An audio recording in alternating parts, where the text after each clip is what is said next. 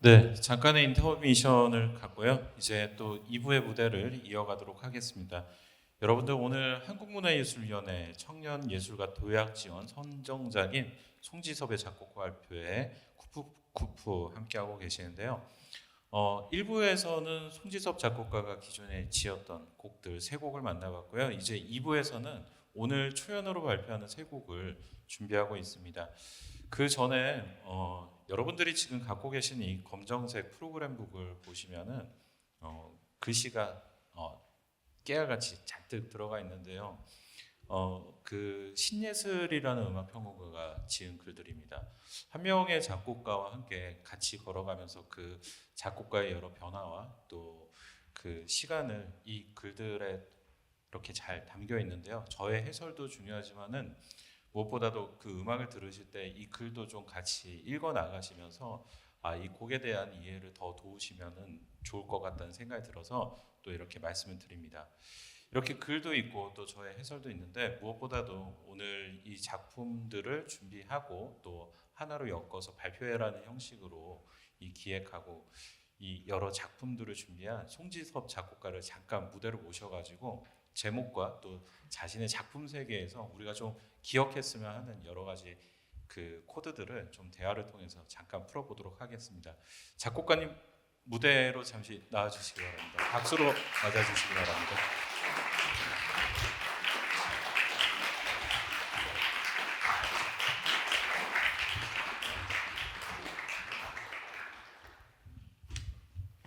오늘 추운 날씨임에도 불구하고 많은 분들이 오셨는데 먼저 인사 부탁드립니다. 안녕하세요. 작곡가 송지섭입니다.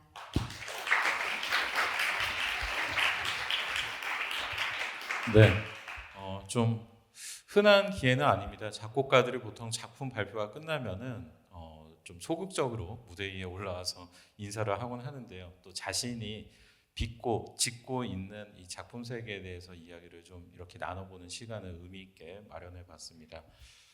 음, 제가 몇 개 드리고 싶은 질문 중에 하나는 쿠푸쿠푸, 제목이 상당히 귀여운데 이 제목이 일종의 송지섭 작곡가의 시그니처이자 또 시리즈명이 되고 있는데 언제부터 이렇게 이 제목을 사용하셨고 어떤 계기로 이 시리즈명을 붙이게 되셨는지 궁금합니다.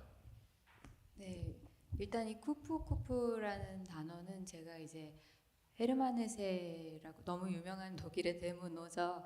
그 헤세 문학에서의 나비라는 시어를 이제 많이 모티브로 삼게 되면서 어, 그러니까 나비를 주제로 이제 삼아야겠다는 생각을 하기 시작한 건 2020년에 첫 작품 가곡 나비 방금 들으셨던 그 곡을 발표했을 때부터이고요.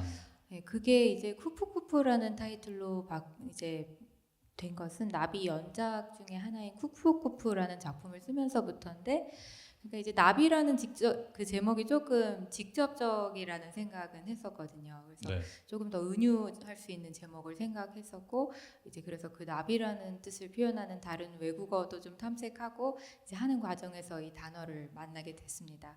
말레이시아어로 나비이면서 또 나풀나풀 팔랑팔랑 이런 의미까지도 표현하는 단어라는 게 마음에 들었고, 또 처음에 들었을 때는 이게 무슨 뜻인지 약간 궁금해지잖아요. 네. 바로 알기 어렵다는 점에서. 네네. 네, 그런 점에서 이 단어를 무엇보다 귀엽기 때문에 네, 그렇게 생각하게 됐고, 이게 어떻게 하다 보니까 연작으로 작품도 계속 쓰게 되고 작곡 발표회 타이틀도 되게 되고 이렇게 되고 있는 것 같습니다. 네. 헤르만스의 작품의 나비가 참 다양하게 등장하고 사실 뭐 소설가들마다 이런 상징적인 동물들이 있어요. 뭐 무라카미 하루키의 고양이라든지.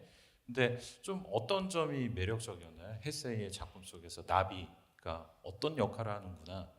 네. 예. 그러니까 이 나비가 매력적이었던 지점은 이게 음악이랑 너무 닮아 있었기 때문인데요. 그 헤르만 헤세의 문학 세계에서의 시어 나비는 어떤 걸 뜻하냐면 너무나 낭비에 가까울 정도로 지극한 아름다움을 가지고 있는데, 그러니까 이제 영원히 갖고 싶겠죠. 그런데 너무나 가장 짧은 생을 사는 생명체 중에 하나가 이제 나비이기 때문에 그 순간 외에는 소유할 수 없다는 그런 약간 양가적인 그걸 지닌 존재가 이제 나비라는 시어로 대표되는데 이제 그 지점이 음악이랑도 너무 닮아 있죠. 그래서 예, 그렇게 생각하다 보니까 이제 점점 더 그 나비 헤르만 헤세의 나비에 좀 빠져들게 된 것 같아요. 예, 그래서 헤세도 그런 점 때문에 음악에도 굉장히 조예가 깊고 음악을 또 사랑했고 음악에 대한 글도 많이 남겼다고 알고 있습니다. 네, 그 순간적으로 아름답지만은 소유할 수 없는 존재가 헤스에게는 나비였고요. 또 작곡가님한테는 음악이라는 뭐 그런 뜻인 것 같습니다. 그 지금 세 곡을 들어봤고 또 앞으로 이어질 세 곡을 들어볼 텐데요. 본인이 그 곡을 쓰면서 제가 아까 이면적인 존재들을 향한 곡쓰기 있다라고 이렇게 말씀드렸었는데 본인이 작품 세계를 만들어가면서 좀 신경 쓰고 있는 몇 개의 축이 있다면은 그거를 좀 말씀해 주실 수 있으실까요?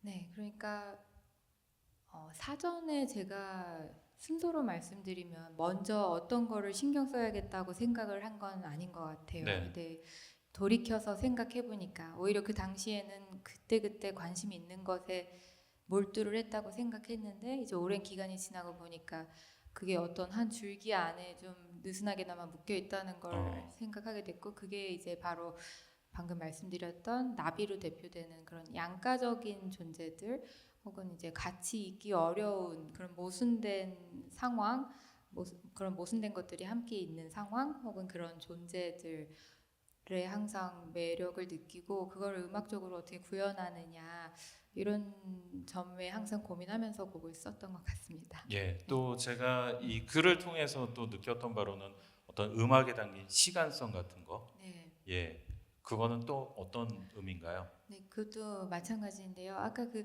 모순된 것들의 예로 들자면 아까 잘 설명해 주신 것처럼 그런 침묵이라는 게 있지만 그 조용함 속에서 외려 더 강조될 수 있는 어떤 그 이면의 에너지라든가 뭐 그런 나비라는 존재 같은 거 혹은 그 시간이라는 것도 언제나 흘러간다는 거는 이제 변할 수 없는 성질인데 그거를 마치 멈춘 듯한 실제로 멈출 수는 없지만 그런 순간을 경험하게 하는 거 그걸 어떻게 음악적으로 표현해 볼까 하는 거를 많이 표현하려고 했던 것 같습니다.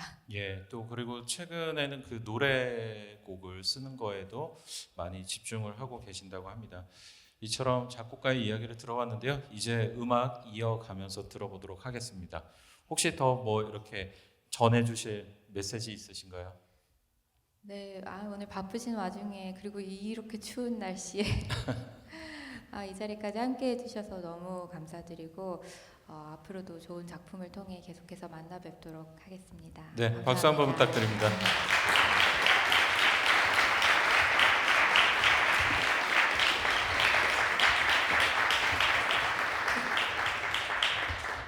네, 방금 전에 그 나비에 담긴 작곡가의 생각 들어봤습니다. 이 생각을 좀 잘 떠올려 보시면서 또 공연 중간에도 이 그 프로그램북을 살짝씩 보시면서 이제 그 쿠푸쿠푸에 담긴 또 다른 소리를 만나보도록 하겠습니다. 오늘 개작 초연되는 곡입니다. 네 번째 곡으로 해금과 피아노를 위한 쿠푸쿠푸 2입니다. 해금의 최은지 그리고 피아노의 김예슬이 함께하는 무대입니다. 큰 박수로 다음 무대 열어주시기 바랍니다.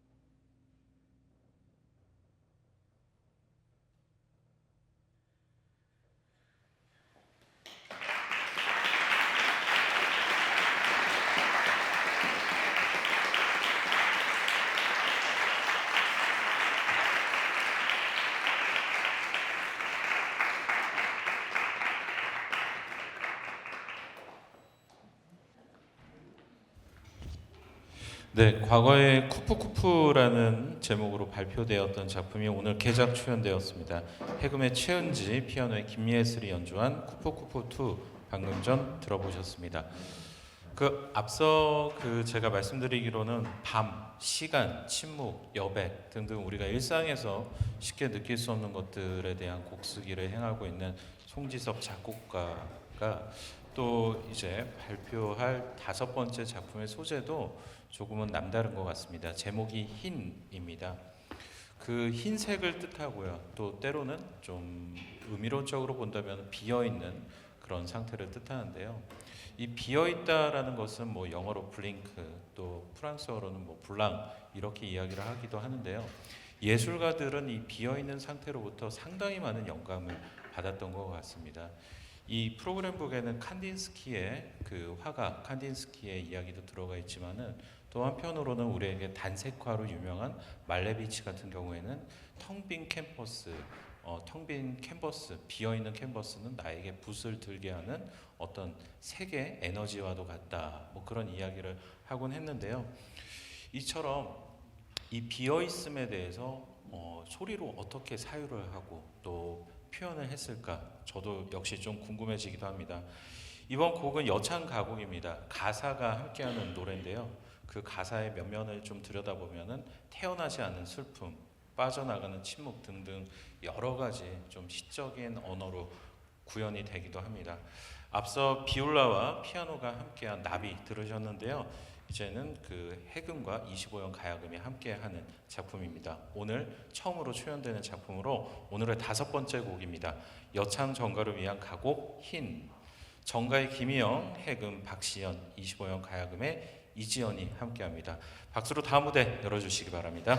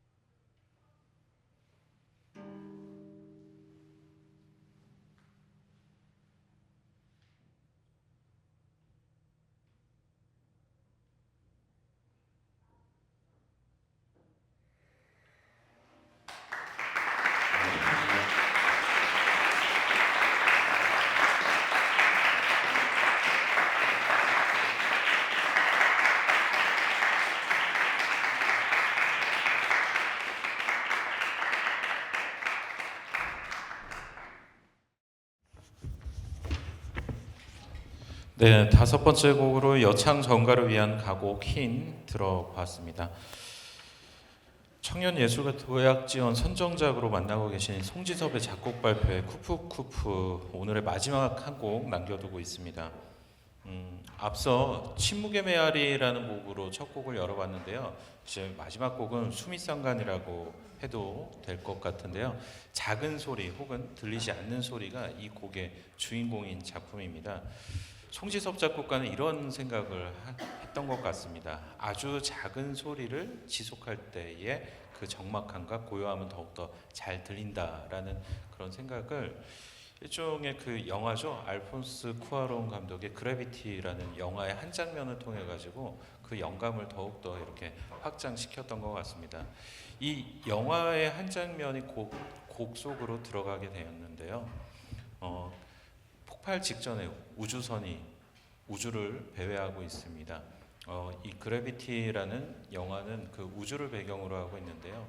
그때 막 들려오는 어떤 오작동의 소리들 혹은 폭발하기 직전에 긴장감 있는 그 긴장감이 팽배해진 그런 기계음 속에서 결국에는 그 주인공이 우주선 밖으로 튕겨져 나왔을 때의 그 순간 들릴 듯 말 듯한 그 어떤 고요함과 뜻모를 적막함 이러한 것들을 통해 가지고 이 곡을 짓고 또 적극적인 영감을 받았다고 합니다. 그렇게 좀 폭발적인 극대화된 그런 음악을 들려주기 위해서 앞서 보셨던 그 편성과는 좀 다르게 좀 더 이렇게 보시다시피 벌크업 되었습니다. 그래서 오늘의 마지막 곡을 통해서 작곡가가 지금 계속 여러분들께 선사하고 있는 자신의 작품 세계를 구현하는 그 중에 굉장히 중요한 것 중에 하나인 침묵이라는 것을 좀 다시 한번 느껴보시면 좋을 것 같습니다. 자, 오늘의 여섯 번째 마지막 작품입니다. 앙상블을 위한 그래피티 2 오늘 처음 발표되는 작품이고요. 피리의 손정민, 해금 박시연, 38관 생황의 이현지, 12연가 야금 김철진, 검은고 신지 이렇게 5개의 악기, 5명의 연주자들이 함께하고요. 지휘에는 이승혁이 함께합니다. 자, 오늘의 마지막 곡 큰 박수로 맞아주시기 바랍니다.